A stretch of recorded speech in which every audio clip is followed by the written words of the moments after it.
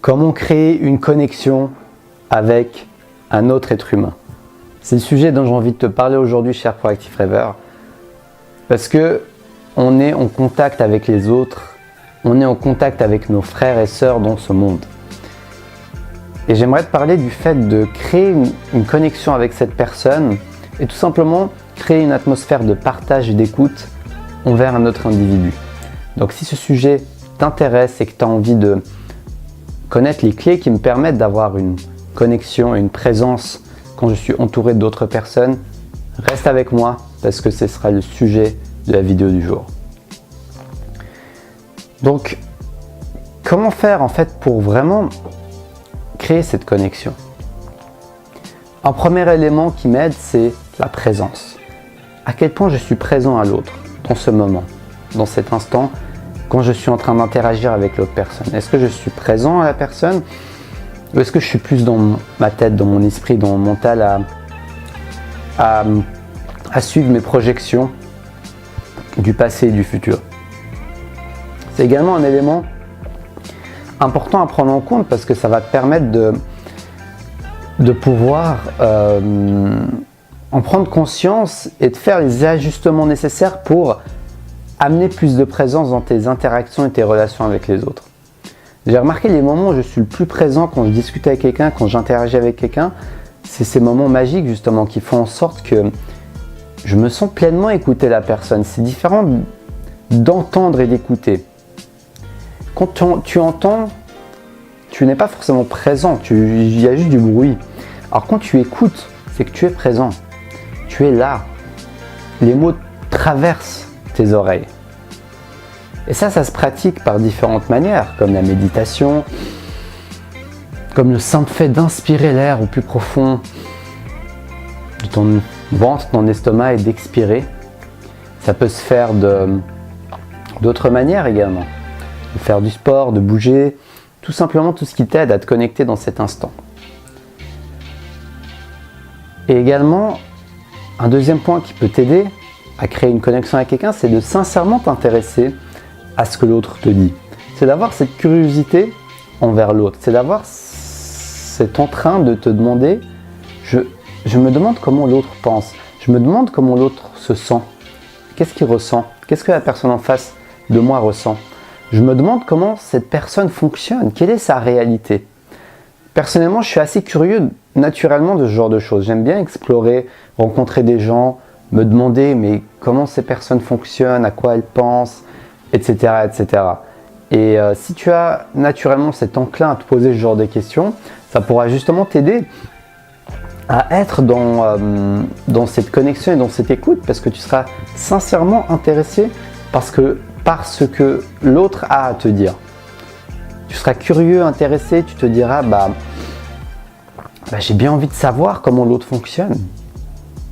Même s'il fonctionne de manière différente que moi, même cette personne a d'autres manières de s'exprimer, même si cette personne a un autre fonctionnement, j'ai cette curiosité, j'ai cette envie de m'intéresser à elle et de voir comment elle est, comment elle fonctionne, etc. Donc ça aussi, ça peut être un élément qui t'aide d'utiliser cette curiosité à bon escient, d'utiliser cette curiosité pour te connecter à la réalité de l'autre. Parce que c'est en se connectant à la réalité de l'autre, à la subjectivité de l'autre que tu pourras créer cette atmosphère d'écoute et de véritable échange. Parce que souvent, ce qui se passe, c'est que c'est plus comme un jeu de ping-pong. Chacun se renvoie la balle, chacun se renvoie sa balle, sa réalité.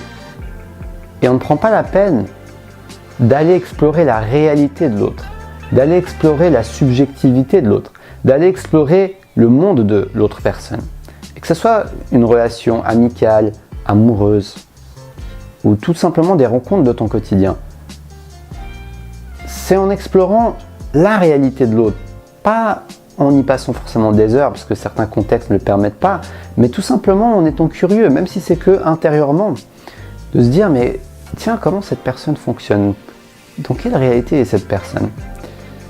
Ok, elle n'est pas dans la même réalité que moi, elle a un autre fonctionnement, et c'est ok. Tu vois, tu peux avoir cette prise de conscience et accepter également, accepter la réalité d'autres, parce que j'ai remarqué une chose, quand je n'accepte pas, et ça m'est arrivé plein de fois, quand je n'accepte pas la réalité d'autre, quand je n'accepte pas comment l'autre personne fonctionne, quand je suis dans une sorte de refus, quand je suis dans une sorte de push, je pousse en arrière, tu vois, eh ben, ça ne m'aide pas du tout à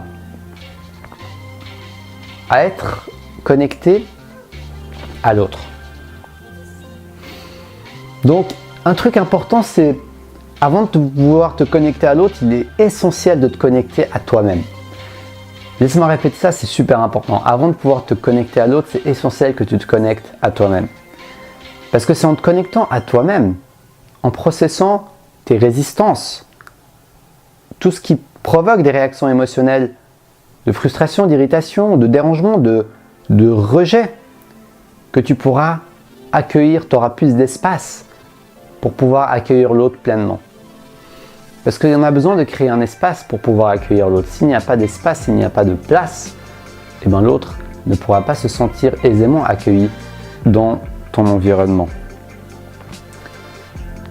Donc, oui, ça demande un certain investissement en toi-même et également une empathie envers l'autre pour pouvoir créer une connexion. Une empathie, une écoute, ce qui ne t'empêche pas d'exprimer ta réalité, ta subjectivité, ton opinion. L'un ne va pas en opposition avec l'autre. J'aime bien également partager mon opinion, j'aime bien également partager ma propre subjectivité, qui n'est pas forcément la réalité, mais qui est ma manière et mes croyances. Mais en même temps, ça ne t'empêche pas d'accueillir l'autre.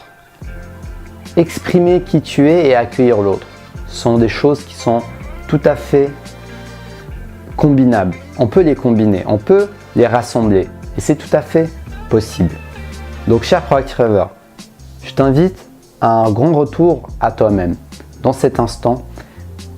Et pour accueillir l'autre, ça va te demander d'accueillir toi-même. Donc, n'hésite pas à investir du temps, de l'énergie pour travailler sur toi-même, pour vider les bagages lourds qui t'empêchent de te connecter aux autres, pour vider toutes ces croyances, tous ces bagages émotionnels qui réagissent au plus profond de ton inconscient et de ton être. Ça va te libérer de l'espace. Ça va pouvoir créer des véritables relations. Parce que, en fait, quand on interagit avec les autres et quand on est influencé par des choses dont on n'a pas conscience, on n'est plus soi-même. On n'est plus soi-même en fait. On n'est plus soi-même, on est juste conditionné par les choses qui nous conditionnent, quelles qu'elles soient.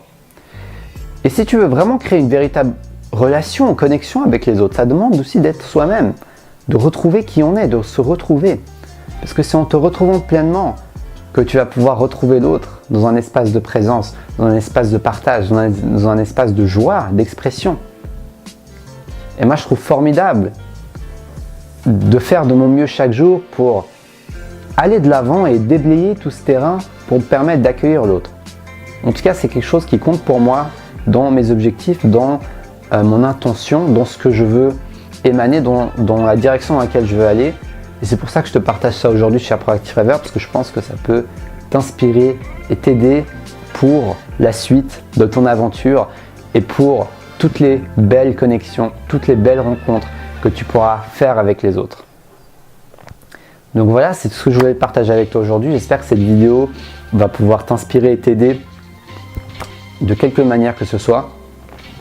Dans tous les cas, je te remercie de prendre le temps de suivre mon travail. Je suis ravi de partager ces pépites avec toi. Et n'hésite pas à liker cette vidéo si elle t'a plu. Ça va m'aider à faire connaître ma chaîne et à faire connaître mon travail pour pouvoir en vivre. Et également, si tu as envie de t'abonner et sonner la petite cloche pour recevoir chacune de mes vidéos. Et si tu as envie d'une séance de coaching avec moi, je te mets dans la description de la vidéo un lien dans lequel tu pourras cliquer et dans lequel tu pourras me contacter pour qu'on puisse organiser ça. Dans tous les cas, je te souhaite une très belle fin de journée. Les commentaires sont ouverts pour un partage d'expérience. Et puis, je te souhaite de rester connecté à ta flamme